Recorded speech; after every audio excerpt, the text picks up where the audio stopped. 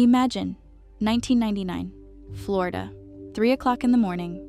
While the whole world sleeps, one teenager sits in the dark and looks at the screen. On it is NASA's server architecture. He is not seeking fame. He doesn't even think about the consequences. He is 15 years old, and he has just gained access to the International Space Station. His name is Jonathan James, and in 9 years he will be dead. Neighbors described him simply a quiet guy. He loved Star Trek, he avoided parties. Father is a computer specialist. Since childhood, Jonathan has taken technology apart, just to understand how it works. By the age of 13, he was already reading technical documentation of network protocols instead of comics. By 15, he knew about government network vulnerabilities more than most regular cybersecurity specialists. But he had no plan. There was no team. There was no motive except one. I was curious if I could do it. It all started with the US Department of Defense.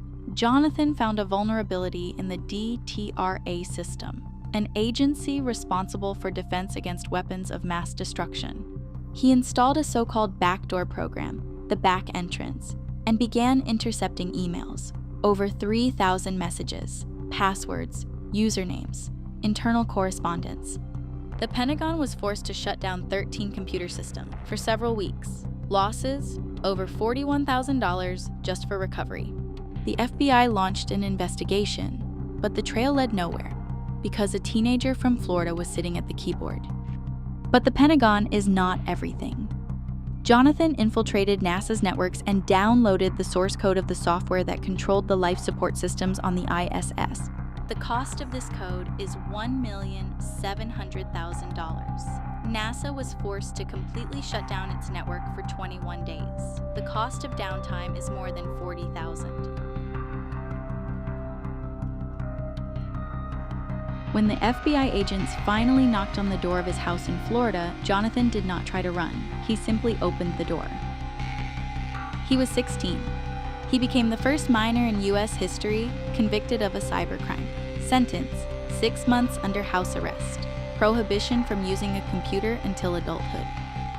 A few quiet years passed. Jonathan tried to live a normal life, and then TJX happened. 2007. Hackers broke into the TJ Maxx retail network and stole data from over 180 million credit cards, the largest personal data theft in American history. The real criminal is Albert Gonzalez and his group, but the investigation was looking for more names. And someone mentioned Jonathan James, the boy who had already been convicted once, the boy with a reputation. No evidence at all, but the pressure is enormous. The prosecutors hinted either admit guilt or risk decades in prison. Jonathan knew that he was innocent, but he also knew how the system worked. On May 18, 2008, Jonathan James was found dead in his home. He was 24 years old. He left a note. In it, he wrote that he does not believe in justice, that the system has already decided who he is and nothing can change it. A year later, Albert Gonzalez and his accomplices were convicted of real crimes in the TJX case. Jonathan James was not involved because he had nothing to do with it. But he will not find out about this anymore. His story is not only about hacking, it is about a system that looks for convenient scapegoats rather than the real ones. About how a genius without direction becomes a threat. Jonathan James hacked NASA, but the system hacked him.